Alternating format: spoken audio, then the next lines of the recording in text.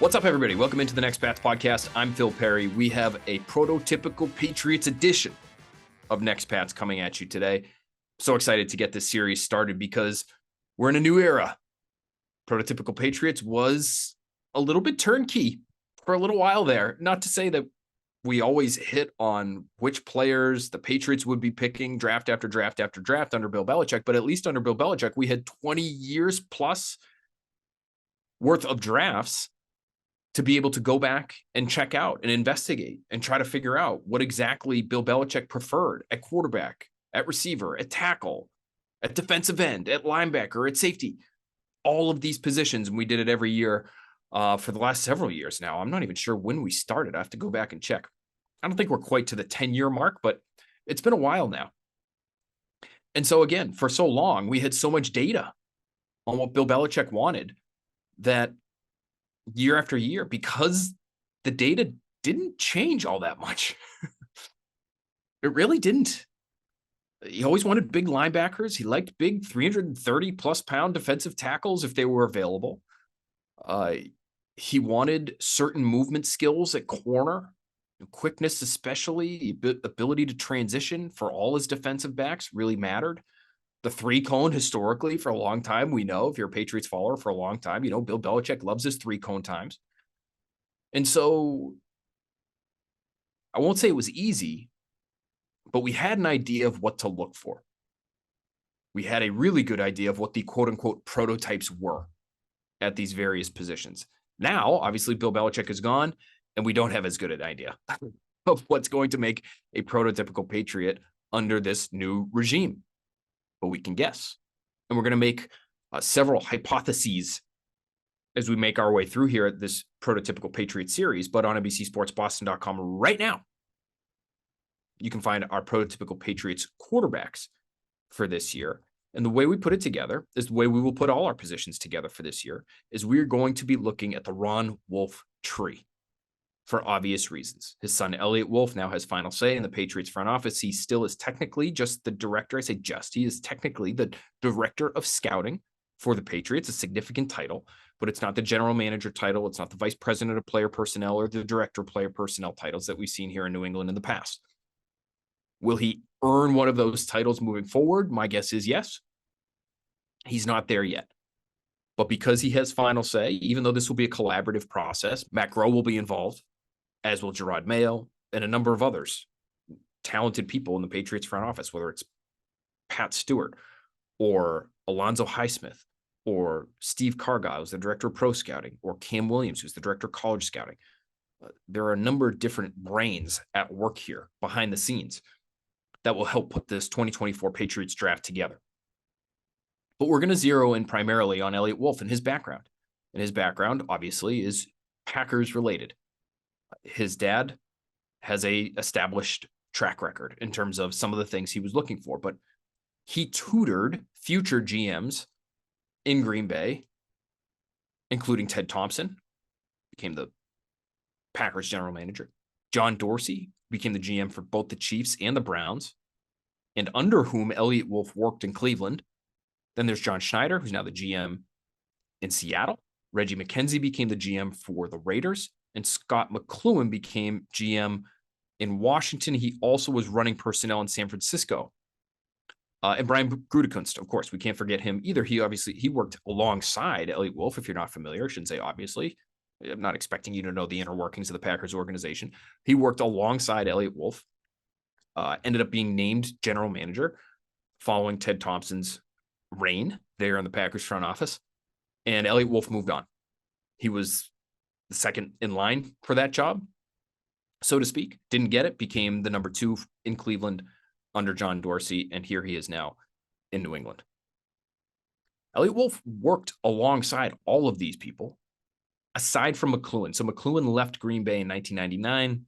That was before Elliot Wolf really began his professional career in football, but he worked aside all of these guys in Green Bay, and then obviously Dorsey in Cleveland.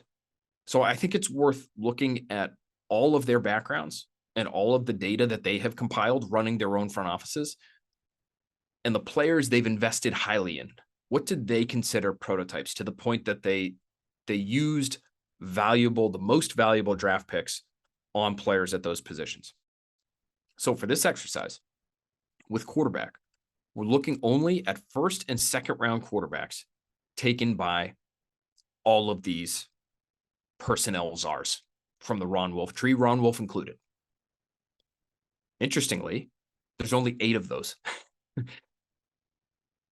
And included in the 8 is Brett Favre, who wasn't drafted by Ron Wolf, but Ron Wolf sent a first round pick to Atlanta to acquire Brett Favre, who was a second round pick the year before. Talk about just a mind-boggling trade to look back on it now.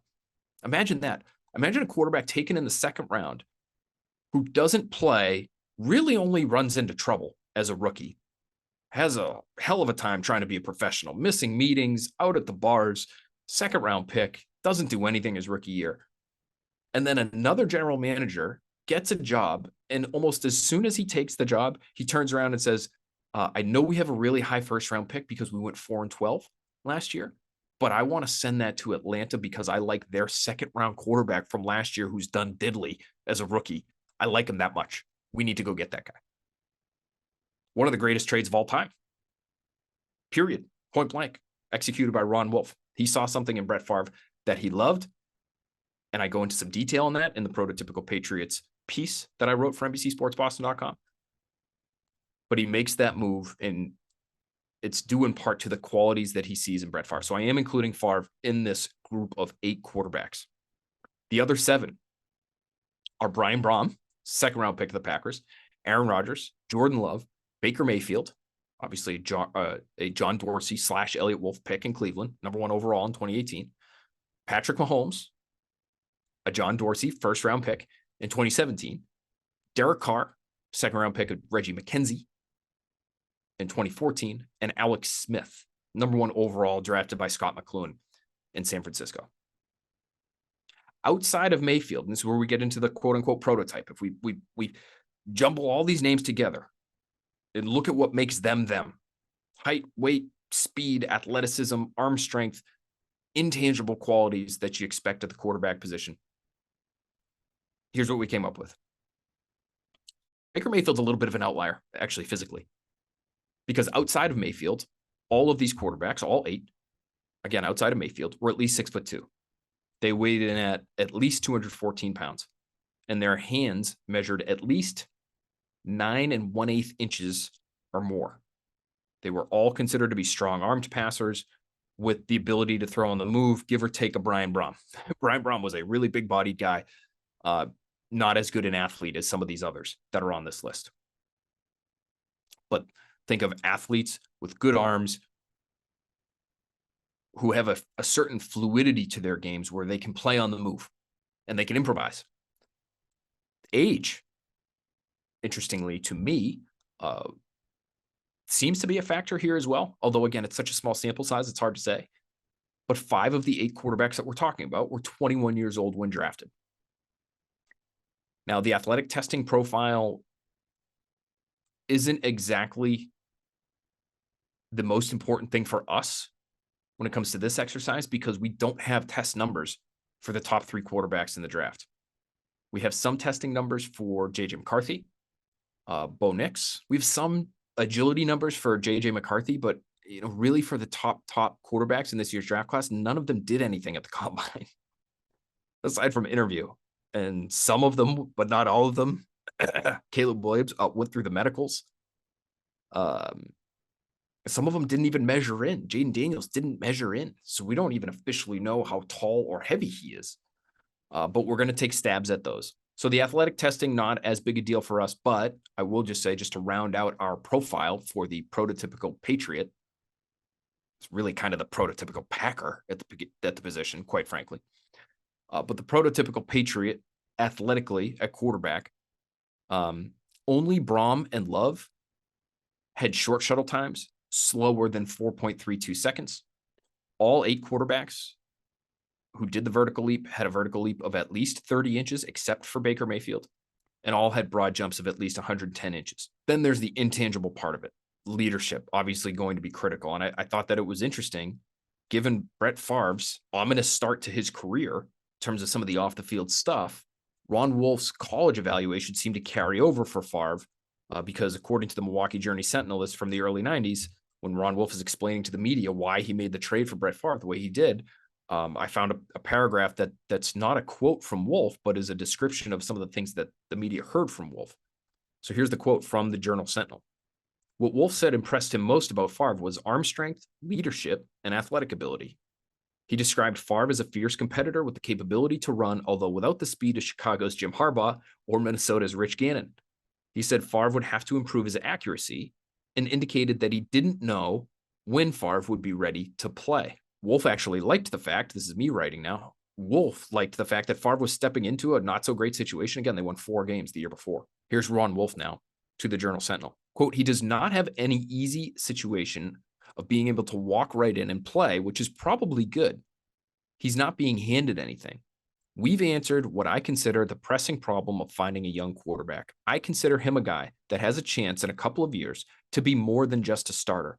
His talent needs to be harnessed, but we have the best guy to harness it that I've ever known. That's, at the time, Packers head coach Mike Holmgren. It's up to us. Close quote.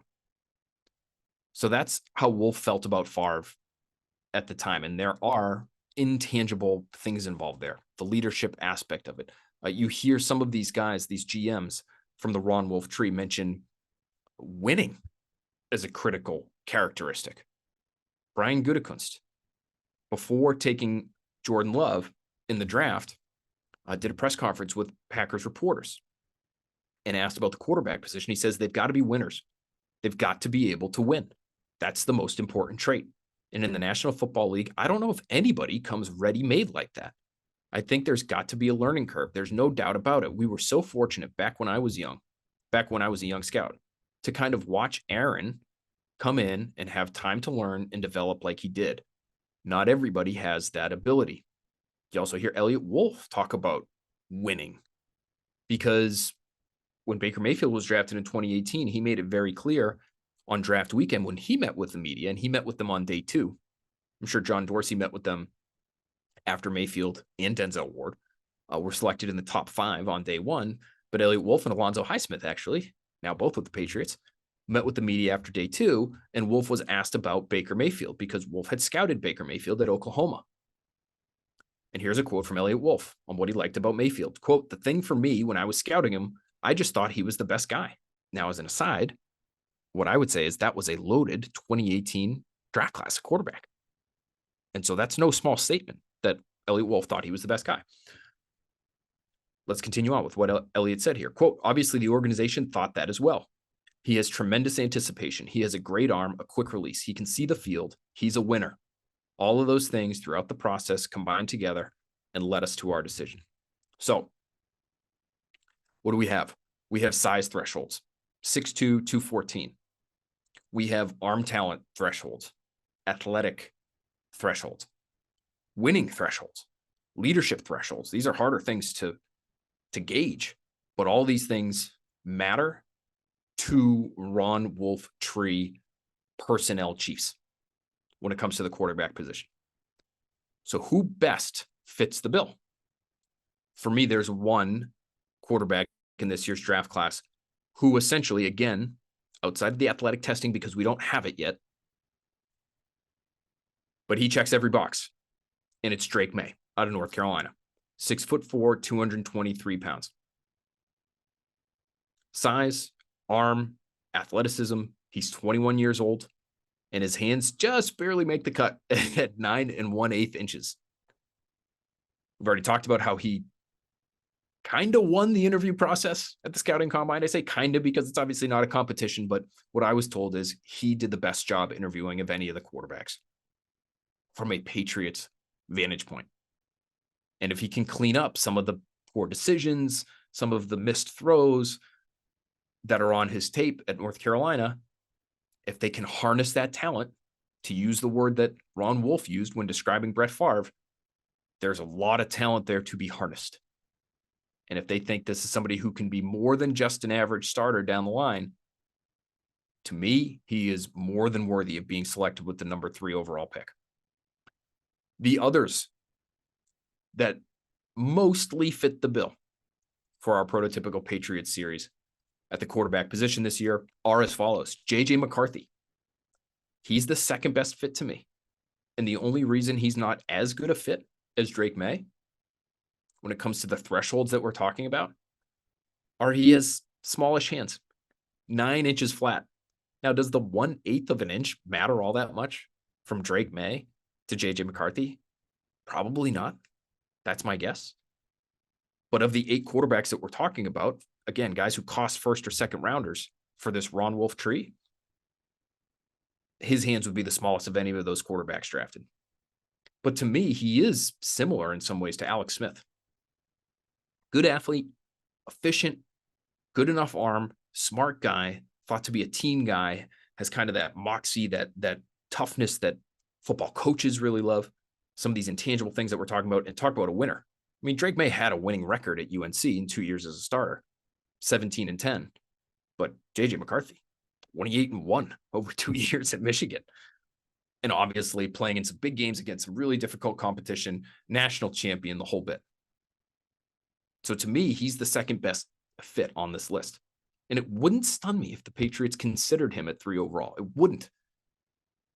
Again, I've said it before on this podcast. I'll say it again. I think quarterbacks are going with the first 4 picks because it's something that was suggested to me at the combine by people I trust that I believe are smart. And if it's already being buzzed about at the combine, typically these quarterbacks only rise as the process continues and as we get closer to the draft. So if it looks like 4 quarterbacks might go with the first 4 picks in Indy, I think there's a really good chance of it happening a few months later at the draft in Detroit. Okay, 3 more names on this list. Jayden Daniels. The only reason he isn't as great a fit for the prototypes, quote unquote, list here, he's an older prospect. McCarthy, by the way, also 21 years old, like Drake Maye. Daniels a little bit older and thin. He's not going to make, in my opinion, I don't think he's going to make that 214-pound mark that was the low bar set by Derek Carr in 2014 for these 8 quarterbacks that we're talking about, that we're comparing these soon-to-be rookies to. Caleb Williams makes the list as well. The only reason he's not a perfect fit, 6'1", not 6'2". And some of the intangible stuff, I think it'd be fair to have some questions there. And so we need more information in terms of exactly how Elliott Wolf and his scouting staff would see Caleb Williams in that regard. But he makes the list. And the last name here is Bo Nix. 6'2", 214, 10 1/8 inch hands. 43-18 over 5 years as a starter at both Auburn and Oregon. He's 23 years old, though. And that's the one, I think he's athletic enough to be able to throw on the move and be able to create. I think his arm is good enough. It's not the best in this year's class, but I think it's good enough for our exercise here.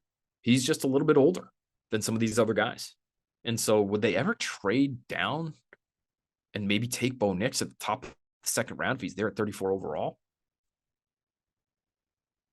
I wouldn't completely rule it out because he does seem to bring a lot to the table that these Ron Wolf connected GMs have valued in the past. Boy, if you want a quarterback and there's one sitting there at 3 that you really like, you're going to wait all the way till 34 to take a guy that you are satisfied with, but maybe don't love. That's a tough sell for me. But that's your list. 5 quarterbacks and the best fit of them all. Again, per our exercise, I'm not pretending to know their draft board right now. But the best fit right now looks like Drake Maye.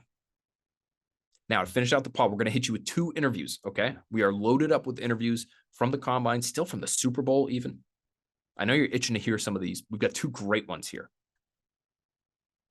And I think they're great to use together because you have 2 really smart people who have 2 very different opinions of our quote-unquote prototype at the quarterback spot for the Patriots this year, Drake Maye. First, we're going to play for you our interview with Lance Zierlein. We hit on a number of different topics, but among them, we do hit on Drake Maye and the case against Drake Maye and going with him at 3 overall. The boom-bust nature of Drake Maye as a prospect and what he could be on the down end of the spectrum, according to Lance Zierlein. Then we're going to come back and we're going to play an interview from Pro Football Focus's Trevor Sikkema with us also at the Combine. And he's going to give you the case for Drake Maye at 3 overall. So first, let's get to our conversation right now with Lance Zierlein, one of the best in the business. We really appreciated having him on.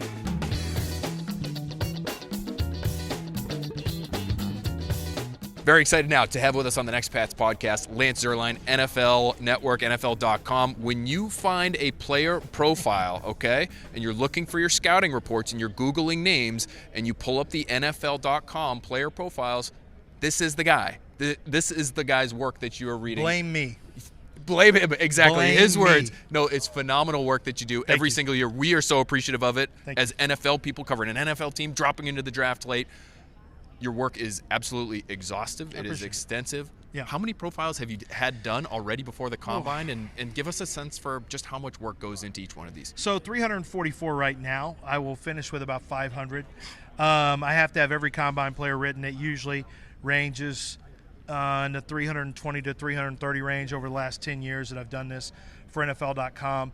I've gotten pretty good at focusing on guys who I know are going to be going to the Combine, so there's not a lot of – so that's why I was able to get it all done in 344 so far. 343. Today I wrote a non-Combine guy because work never stops. But you couldn't help yourself. You know, for quarterbacks it takes about 2.5 to 3 hours. Joe Burrow was a guy that took me even longer because I wanted to really – my write-up to represent what I saw, which is very long form.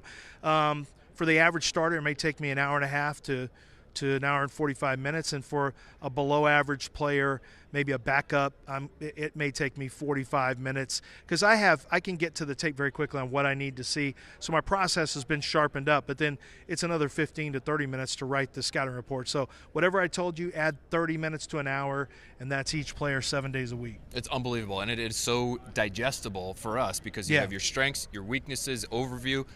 What I love about your profiles, Lance, is you're not afraid to do player comps. It's a valuable part of what you provide for us. Some people kind of don't want to get there because of the discussions it may lodge on social media and other places. Yeah. But you are willing to go there. Yeah, and you know, my editors, if I didn't have to do it, I wouldn't, even though it's exciting and fun to me, but people get so fussy about everything. But the reality is when you find a good comp and you feel like it really represents another player in the league, it's fun to put it there because it gives people an idea of who this player might be. I'll give you an example. Austin Booker, a guy from Kansas who I'm really high on. Most people won't know him.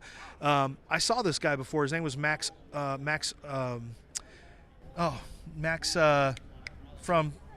the Raiders. Max Crosby. Max Crosby. Thanks. Yeah. Max with two I got like 400 players. Right. So Max. Yeah. So I was not as high on Max Crosby as I should have been. I was worried. His arms are too skinny. He's not really well built, and he's underdeveloped, and blah blah blah. And I promise you, he came back with that receipt on me on Twitter at one point. And he's right. I mean, I missed on him, and I saw the same player at Kansas, and I'm like, oh, my gosh, this is Max Crosby all over again. I'm not missing this one, and my player comp is going to be Max Crosby. So there are times where it's really fun when you see somebody and you say, I've seen this player before, and I've seen him in the league, and this is who he is. It is fun. Well, and one that I just pulled up earlier today was Caleb Williams. We're talking a lot about quarterbacks, obviously, New England right now, with them being at the number 3 overall pick. Not Pat Mahomes. It's not Pat Mahomes. That's not your comp. What was your comp? And tell us why. My comp is Kyler Murray, and Kyler Murray was the first pick of the draft. Kyler Murray is a talented player. Kyler Murray takes plays off schedule too much, and Caleb Williams takes plays off schedule. Both have good arms. Both can really spin it. Kyler's a more dangerous runner. Look, I see some elements of Pat Mahomes' game coming out of Texas Tech. I'm not saying I don't, but I also think that's not – I don't want to tag Caleb with Pat Mahomes because that is a huge tag right now. That's like tagging somebody with Tom Brady. You just can't do it. I mean, you just can't do it. So I think with Pat Mahomes right now, you're going to have to be really, really special coming out. And I didn't see quite enough special from Caleb Williams for me to give him the Pat Mahomes tag. Now, the other two quarterbacks that we talk a lot about, obviously, are Drake Maye and Jayden Daniels. I noticed you don't yet have comps for those guys, so I don't know if that's still in the hopper somewhere that big brain of yours. Actually, I do for Drake. I don't think they put it on. My comp, it's kind of twofold. On the plus side, because I have a boom-bust grade, on the plus side, I think he's got some elements of Carson Palmer when he was a young quarterback coming out of USC. But then on the bust side, it's more Drew Lock, because I see a lot of Drew Lock where he's got that athleticism, he's got the big arm, but it's not a focused effort all the time. It's a little unfocused as a passer, and so it's kind of a two-player. And look, with Jayden Daniels, I can't find one. There's not anybody that I try to put with Jayden Daniels. I want the body type to match, and that's going to be rare for you to find a body type. And then he's a run-pass option, but he's not Lamar Jackson. He's not, going to be Kyler, who I already have. I can't find a good comp for Jayden Daniels. I could probably as a passer, but I do like for the body types to match up at least a little bit, and that's hard to find for Jayden Daniels. I'll give you a couple that I've seen. Go ahead. And I would love to get your take on them. For Jayden? A more modern one would be Tyrod Taylor. I don't know if the body types really match up there, there, but to your point. I get killed for putting Tyrod Taylor on him. Like, oh my God, Tyrod Taylor. Like, well, that's body type comp. Yeah. And so there's different types of comp, so I couldn't possibly use that. Aaron Brooks? Yeah, no, I actually thought Aaron Brooks was a good comp. I thought about that, and I'm like, there's no way I'm putting Aaron Brooks. They will take that as a slam. But Aaron Brooks actually crossed my mind, but he just wasn't. I actually went to look at all his statistics with New Orleans because he was a part-time starter. Actually came to my 31st birthday party when he was Look at that. in Houston with Jose Cruz Jr. is a old Wow. friend of mine. But they coming from an autograph show, and like he came by. He was really cool. We kicked it. He's not my player comp though for Jayden Daniels, but no, that's an interesting one. He had a decent season or two. He did, but so many people get so caught up in me thinking my player comps. I like to look at if they feel similar in terms of how they play. I don't always get caught up in this guy is going to be this type of player. So if I did that comp, it actually wouldn't be a bad comp, but I'm to the point where I realize the juice isn't worth the squeeze to put somebody like Aaron Brooks for a player who I have graded as one of the top 6 players in this draft. Well, so comps aside, why do you have Jayden Daniels ahead of Drake Maye? Because that seems to be the biggest sort of back and forth that we're experiencing now in the Boston Better area. on tape. I think everyone who talks about Drake Maye hasn't really watched him. You can tell who's actually watched him and who's just seen, highlight reel footage. Drake Maye is an inconsistent quarterback. He is very talented, great arm. When there's an energy he brings to the field. Like, let me focus on the good. He has great size. He has a really strong arm. He has tremendous energy and leadership qualities, is mobile enough to get out of the pocket and make plays. I think my problem right now is that he's just not polished enough, and it concerns me because the touch is is way off. The pass placement in the middle of the field is not where it needs to be in the accuracy, and I think he's still got a lot of growing up to do as a quarterback, not as a person at all. No, I don't mean to say that, but in terms of learning, I think he'll really benefit from going to an NFL scheme. Now, Jayden Daniels has played 5 years, been a 5-year starter, was at Arizona State, has gone through personal adversity, has gone through on-field adversity, has been on losing teams, has been on winning teams. And I think when you look at year 5 versus year 1, you see that growth. And so I can see it with Jayden Daniels. It's easy. Throws with anticipation, throws with good accuracy, a really good runner who also is about an equal passer. He's that rare dual threat quarterback who's good both as a runner and passer. So, when I grade him, if I saw the projection on Drake Maye, I would put him ahead. But I think that there is enough talent with Jayden Daniels that, and once again, if he were bigger, I think we'd be talking about maybe the best quarterback in the draft. But he's slender, and I think that's an issue for Jayden Daniels that you do have to factor in. You think that he can alter his run style? Because that weight, right? If he ends up coming in at 200 pounds even at the combine here, that could be an issue, right? If he comes in at 200, look, he'll come in at 200 because he's not throwing. I saw this with Bryce Young. Bryce Young was not a 204-pound player. He was lighter. He came in, didn't work out, added the weight he needed to, did not weigh. A lot of St. Elmo's, whatever it was. Right, yeah, something. A lot of St. Pack the Elmo's pounds on. And a ton of water, and maybe some bread pudding from the hotel that I got it from yesterday. But that was dense. That was a dense bread pudding. But, no, I think that Jayden Daniels will come in here, weigh 200, and then he will try to get to 205, and then he'll go throughout his pro day, and he probably won't weigh like Bryce Young didn't weigh last year, and you'll just have to take his combine weight, and then he'll throw. But I don't think he can. A lot of these guys who don't slide well RG3 couldn't change it. I don't know that he can. The guys who are former baseball players, Russell Wilson, Kyler Murray, they understand how to do it. If you don't know how to do it, it's hard. Deshaun Watson, it took him a while to learn to slide. So, it's just a matter of if he can get down, he's in good shape. If not, you can't survive taking the hits he took in college. If Drake Maye is the guy that's there at 3, yeah. My guess is, hearing you speak today, you might be willing to pass on him at that point and maybe move down and go for another position, but I don't want to put words in your mouth. Well, I just, for me, I'd take whoever you have as the top player on your board, because it's probably not one of the quarterbacks, it's probably one of the wide receivers.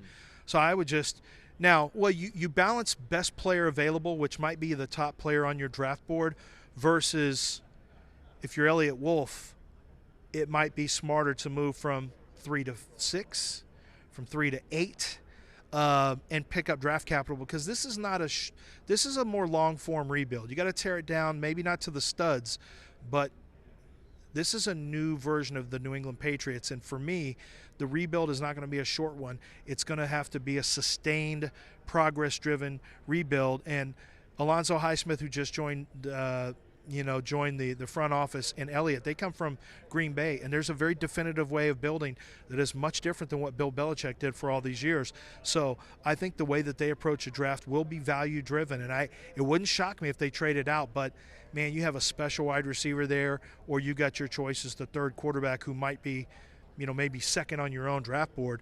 It's going to be hard for them to pass up on that. Last question I want to ask you. Talk about the receiver position. I was just looking at your player rankings. Yeah. You have a take that is different than the masses, I think, out there, in that you have LSU's Malik Neighbors ranked slightly ahead, it looks like, of Marvin Harrison Jr. Why is that? Well, they're both 68, so they carry the same grade, but you're right. In terms of the 100th decimal point, it's like a 6.86 versus a 6.83. And the reason is because when I got done with the tape, I think the more polished player is Marvin Harrison Jr. He's going to be a solid route runner. He's going to catch the ball, makes contested catches. There's not a lot he can't do. I think I wonder what his speed is going to be. It's certainly fast enough. His football speed is definitely fast enough. I think Malik Neighbors, he's not going to run here. I wish he would. I think he's a legitimate 4.3 40 guy. So when I watch him on tape, I saw somebody that with more route work could be a player like Justin Jefferson, who you're not guarding on the first level, you're not guarding on the second level, you're not guarding on the third level. And once you get that, it alters how safeties have to play. It alters defenses. I think they're both in the same exact area code. But for me, the guy with the higher upside is, because of his explosive athletic ability, is going to be Malik Neighbors. And I'm not alone. I've talked to NFL teams who also have Neighbors 1, including one in the top 5. So it's going to surprise some people to know that is a much closer battle than people think. Really interesting. Whatever the Patriots decide to do at 3 overall, they're going to have a really good player sitting for them there in the top 3. Yeah, they are. They're either going to get a quarterback, which is you got to have a quarterback to win in the league, or you're going to have maybe the top player in the draft on your board if you go in a different position. So I think they're in great shape. And if Elliott really looked at this as more of a long-term decision and didn't love whoever the third quarterback was on the board, I think the trade-out position is a really interesting one, because they'd be coming up for a quarterback. And if you could go 3 to 6, you've still got a great wide receiver that you could get at number 6, and you're going to get potentially a future first or an early second-round pick, or a variety of picks. So, that might be the smarter move in terms of building the Patriots much more quickly. You know both Elliott Wolf and Alonzo Highsmith, who you just mentioned. What can you tell our listeners about those guys that they might not already know? A lot of respect for them. I'll start with Alonzo Highsmith. I've known Zoe since 1998. I've got when he was a professional boxer at that time, and was just getting into scouting with the Packers. He has a rare vision for running backs. He's a very good evaluator. I remember he had a really high grade on L'Jarius Sneed coming out, and I didn't see it from La Tech. And I remember he was just pounding the table for L.J. Sneed when he came out in the draft. I think Zoe was I don't know if he might have been with Cleveland at that time when he came out, and he was right on him. He has a great feel for day 3 players, tremendous. And he is somebody who sees things like Elliott Wolf does, but they're not afraid to have arguments.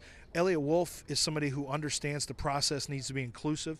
The circle needs to be broader so that you get conflicting opinions, because that's the way that conflict is how you ferret out the concerns, and you really, everyone's heard in the building. I think it makes it a more positive building. But more importantly, you give your scouts and your personnel people and sometimes your coaches a chance to grow as evaluators. And sometimes they're right and you're wrong, and you need to hear that. And Elliott Wolf is somebody who I think will broaden the circle out, and it will be a more inclusive think tank type of process. And it's going to be based and driven on, a healthy dosage of good football intelligence, and using, countering it with analytics, and most importantly, historical football trends. And I think New England's in great hands with Elliott and Alonzo and their staff there. And I think Elliott is exactly what is needed right now in New England. Great perspective on two of the most important people in the Patriots front office now. Very important. Great insight, Lance, from you on the draft. We thank you so much for your time. Appreciate it. Thanks, guys. So that might hurt. That might hurt a little bit. Not what we talked about at the very end there, but what we talked about in terms of Drake Maye, boom or bust, Carson Palmer. Okay. I would say satisfactory number 1 overall pick. He didn't win anything in Cincinnati, but was clearly a more than serviceable NFL starter. You wouldn't call Carson Palmer a bust. You might call Drew Lock a bust.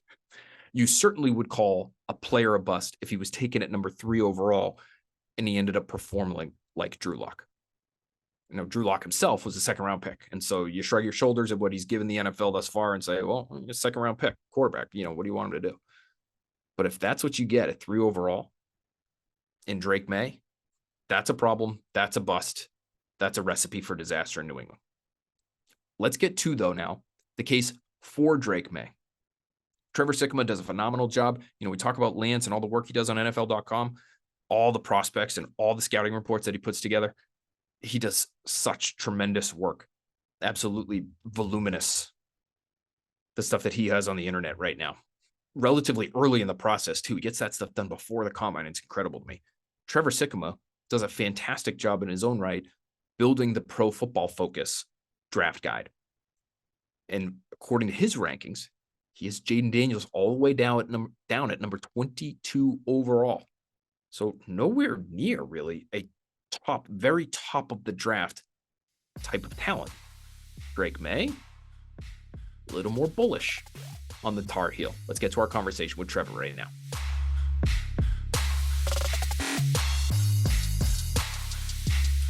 Very excited now to have with us on the Next Pats podcast, lead draft analyst for Pro Football Focus, Trevor Sikkema. Trevor, thanks for being with us, man. Yeah, I appreciate it, Phil. Okay, so the draft guide, the PFF draft guide, yes, just dropped today. It did.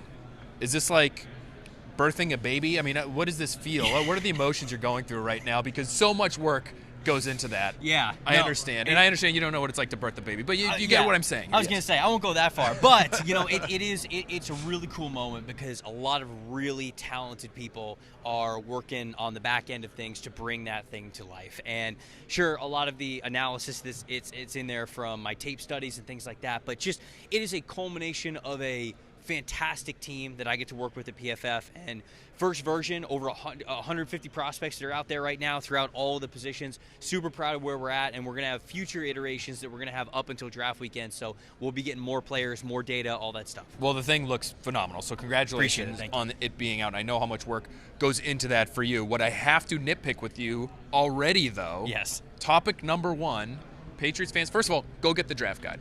Well worth your time. You're going to be scrolling a little bit. Before you come up to Jayden Daniels and where he fits in the overall big board. He's not your second or your third or your fourth or even your fifth prospect in this year's class. He was down at 22 overall, I believe. Yes. Tell us why. Okay. So obviously I hate Jayden. No, with a passion. It goes without saying. I don't. You clearly think he can't play. It's fine. Jayden is a very talented football player, and I really respect his journey probably the most of anything. People look at him, and yes, it's 1 year of elite production, and you have to take that into account when you are projecting what he is going to be to the next level. There are some players that, hey, 1 year is their last year of college football, it was elite, wasn't really great before then, and they were able to pan out really well. Joe Burrow is the obvious example, right? Last year at LSU, he was able to take that to just an incredible level when he was there in 2019, and it's obviously turned him into a franchise quarterback that we see with the Bengals. So maybe that is in the cards for Jayden. But when I watch him, I still think there are areas where he can improve, specifically when it comes to improving and speeding up the anticipation part of things. So this year, really productive in the offense with Brian Thomas Jr., with Malik Neighbors, his wide receivers there, and he was great as a runner as well. So he gave you a lot of franchise tools, but there are still things where when I watch him, it's like, okay, there are areas where you still need to get a little bit faster when it comes to your processing as a passer, get a little bit further beyond your first and second read. Not that he can't do it. I've seen him do it plenty, but it is an offense where a lot of the times his primary read was an incredible receiver who was able to get open. Sometimes it's going to take a little bit more of an adjustment level at the NFL to be able to have that similar type of success. And then the big thing for Jayden is I am a little bit worried about his size overall. You know, when I watch his arm strength, I think it's good. I think it's adequate. It can be a starting caliber quarterback at the next level. But the reason why I have him clearly behind guys like Caleb Williams and Drake Maye, they're able to really rip the ball. They've got that velocity part of arm talent down, and I'm not doubting it at all whatsoever. For Daniels, I go, okay, it's good enough, but it's not like a crazy velocity level that is with some of these other quarterbacks. So that, and then also just the overall weight size, right? What's he going to measure in here at the combine? I know he's not working out, but like, is he going to measure in? Are we going to get any sort of measurables for him at all? That sort of slender build for him, the durability, that goes into it because of that dual threat nature that you love from him. You also got to think about that durability too. He is so explosive as a runner. But he is. One of the most hilarious and I think semi-accurate comps for Jayden Daniels as a runner is Wile E. Coyote because he does so many things for the draft guide. with the football. It's out there on Twitter. I've seen it many times now, I feel like.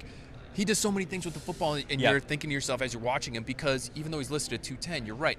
He looks like he's 185, right, 190. Right. And he's running into defensive lines, you know, like there's nobody there, or he's taking on a safety in the open field and just gets blown up. And so I don't know how sustainable that style of play is. Do you think that can change? Do you think he can change that when he gets to the next level? Yeah, no, I think that he really can. Like, I know that this is the easy comparison. I'm not making a Lamar Jackson comparison overall because I think Lamar was a little bit different. I think Lamar was more advanced as a passer when he was coming out of school.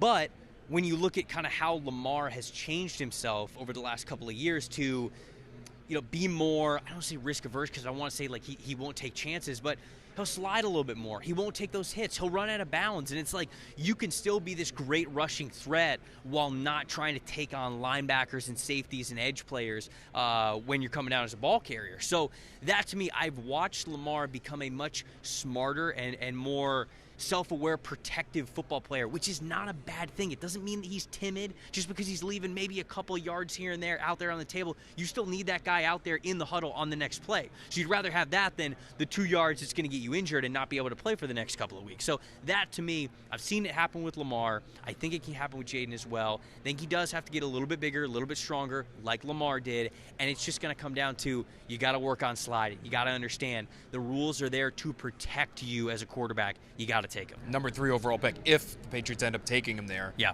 That kind of investment, you don't want him running around and inviting injury play after play after play. If Drake Maye's there for the Patriots at 3 overall, why would you jump at the chance to draft him for New England? I think that he is an incredibly talented passer. Now, of course, I think people over the last couple of weeks kind of nitpicked him and said, like, hey, there's sometimes when the ball placement, the accuracy is not what it needs to be. And I agree. I even say in the draft guide, there are some throws that I watch from Drake Maye where he just misses. And that's really frustrating because there are times when you could go, okay, the footwork wasn't exactly what it needed to be. Maybe you released it at an awkward arm angle. There was a guy kind of coming at you. Anytime that's the case, you can understand, all right, a lack of ball placement there. But there are times when he's got a clean pocket where he just misses a little bit. He just doesn't time it exactly right. And so that's the frustrating part when it's not super explainable. But the highs of what this guy has done, nobody's had more big-time throws in college football over the last 2 years. This guy is, without question, the most productive over-the-middle-of-the-field intermediate passer, which is very, very important for the NFL game, something that I don't think gets talked about enough. He is by far the most experienced and productive player in that area of the field, so he's not afraid to test all 3 levels at all 3 layers, all 3 sections of sideline between the numbers. And I think he's just a fearless passer. He gives you that added mobility as well. He's not as fast as Jayden Daniels is, but he is plenty athletic enough to be able to escape from the pocket, avoid that pressure, even be able to build in some RPO threats where he can legitimately keep the football, get you some of those extra yards. And so Maye, I think from his arm talent to what he does with his legs and just the overall highs of his game, it's too good to pass up in the top 3, if you ask me. I think it's really important that you bring up his work over the middle of the field, because that tends to be where the most valuable throws are. And yet, he also, Trevor, has the arm strength to get it outside the numbers when teams are basically daring you. They're saying, we're going to play man-to-man coverage, which we have seen time and time again against the Patriots, which is Mac Jones might be able to throw it over the middle, and when he's protected and things go well, he can have that touch and that timing to get it there over the middle, but he doesn't have the arm to drive it to the boundary, especially in the conditions. And teams would just say, well, we're going to play press man, and if you can get it outside to your one-on-one, congratulations, because we don't think you can, number one. And even if you do, your receivers aren't all that talented, so they're probably not going to win on the outside either. Drake Maye would certainly have the physical ability to drive it that way. Oh, 100%. It's one of, if not the first thing that I wrote down in his scouting report is you only need to watch him throw 3 passes and you go, okay, it fires off of your wrist. Like, it is a rocket off of your wrist. So that explosiveness, that velocity, yes, it helps over the middle of the field because you're ripping it normally in between a linebacker level or that second to third level where the linebackers and the safeties are. But there's plenty of times where you mentioned man coverage. Obviously, it's very important in man coverage with correct ball placement as well, but you'll see a lot of teams playing these too high coverage shells, and those corners, they'll be kind of like in more shallow zones, and you have that honey hole, right? That's what they call it, in between where the safeties and the corners are. And if you have the arm strength, they'll kind of dare you, hey, rip it through here, because we've got these guys looking at it. Sometimes the linebackers can creep a little bit towards it as well. And Drake Maye, there are a handful of throws that he has had over the last couple of years that are just on a frozen rope straight to the sideline. And so, yes, the reason why I like both him and Caleb Williams above Jayden is because I've got no worries at all whatsoever about when they say can make every throw on the field. It just doesn't. I'm not just talking about distance. I think a lot of people think that when you're talking about distance, 60, 65 yards down the field, it is those split-second fit a football in a football-sized window straight to the sideline, straight over the middle. That is also those every single throws that you need to make in the NFL, and I think that Drake Maye does those really well. And especially in New England, right? Where if you're playing your most important games in December and January, outdoors in the conditions, you want the guy that has the big arm. I could totally see that. I think Daniels probably has enough, but it's not quite what Maye has. Right. It's the big Josh Allen thing, right? Which is why people love to talk about Josh Allen, loving him in Buffalo, is because, okay, you get into November, December, January, doesn't matter what the weather's like, this dude's going to rip it. Want to ask you quickly, last thing. If the Patriots end up deciding that whoever falls to them at 3 is not someone that they love. Yeah. For instance, maybe they have Jayden Daniels as number 22 on their board, right, Trevor? And so they're looking at it number 3 and saying, well, we like him, but we don't love him. Mm-hmm. And they end up trading back, and they add a tackle, and maybe they have some more draft capital to play with later on. Is there a, call it late first and beyond round type of player at that position, at the quarterback position in this year's draft, that you like? Is there somebody who might be in that second, third round range where you say, there's a reason he's getting drafted that late, but if I had a team that wanted to roll the dice on this guy, I would be okay with them doing that? Yeah, I think that there's 3 names that automatically come to mind. One of them is Michael Penix, and that might be crazy to people because there are some people out there who watch what Michael Penix was able to do this past year, and they say, oh, he's for sure a first-round quarterback. I just don't think he's going to be a first-round quarterback in the end, just because the ball placement for him, the touch throws, they're not really there like they are for some of those other top guys. Even throwing in J.J. McCarthy and Bo Nix, he doesn't have that touch that those guys do. It's more, he's got a flamethrower of an arm, but it's just, it's not always as accurate as it needs to be, plus the injury history, plus him being a little bit older. I can see him being a second-round option for a team. But the other 2 that I like a good amount, Spencer Rattler from South Carolina, who, if you just say the name Spencer Rattler out loud, people they either gasp or they're like, no, we would never think about Spencer Rattler. And they only think of the Oklahoma version of Spencer Rattler. Very different quarterback, very different young man from what he was in his Oklahoma days to what he was at South Carolina. His game is completely matured. I think he handles pocket pressure very, very well, despite being pressured on almost 40% of his dropbacks this past year, which is insane. You know, he's got a really good feel for when pressure is there. He's got a really good feel for the pocket. He is a confident player. Accuracy, sometimes a little hit and miss, but he's somebody who I think has those starter abilities. And then the other person that I will shout out, Michael Pratt from Tulane, okay? Michael Pratt in the first game of the year this year was flawless. One of the best games I've seen from a quarterback all season long in the very first game. He had an elite PFF passing grade, almost like a near perfect PFF passer grade in that game. Very end of that game, he scrambles to his left, or scrambles to his right, he gets tackled, and he hurts his knee. He's got to wear a brace the rest of the season, and just didn't look like the same player. But when he's fully healthy, if you go back to the very beginning of the season and last season, really good layer thrower, really good touch thrower with anticipation. Doesn't have the strongest arm out there, but, you know, I don't want to say I don't want to use Mac Jones because I know, like, Patriots fans don't want to hear the Mac Jones comparison, but I think he's Mac Jones with a little bit more. Speaking of gasping when they hear a name, well, yes, I think he's Mac right Jones now. with a little bit more gas in his arm, a little bit more fire into his arm. So, like, a lot of those concerns that you might have, I think that Pratt's a more confident thrower when it comes to those things to the sideline, everything deep down the field, those play action shots, stuff like that. So, again, going back to your question, there's a reason why you're drafting them on day 2 instead of day 1, but all 3 of those guys, I think, are options for Patriots fans to keep their eye on if they don't take one in the early parts. Spencer Rattler would be a really interesting name. We had a chance to talk to him at the Super Bowl. To your point, seems like a more mature individual than the guy that a lot of football fans became familiar with all the way back when he was in high school. Yes. And was a little bit different kind of cat. He is not the same player that I think his first impressions as a high schooler and early college young man would have given you the chance to believe. So, Trevor Sikkema, lead draft analyst for Pro Football Focus. The draft guide is out now. Go find it. Trevor, thanks so much for being with us. Appreciate it. Anytime. Great stuff there from Trevor. Could Drake Maye be a steal for the Patriots at number 3 overall? Is he the kind of player who would go 1 overall in other years and make good on that draft choice? His ability to attack the middle of the field, his size, his athleticism, you could use him a little bit in the quarterback run game.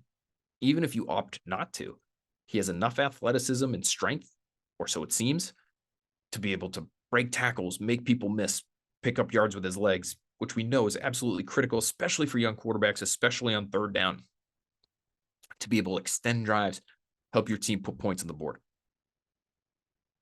If that's what he ends up being, again, and that's the glass half full look at Drake Maye. Are there things that need to be cleaned up? No doubt. Footwork, mechanics, decision-making. But it wasn't perfect for Brett Favre. It wasn't perfect for Jordan Love, who I think might end up being the best comp for Drake Maye. I just don't think Drake Maye is going to have the opportunity to sit behind an MVP. I know he won't, the way Jordan Love did.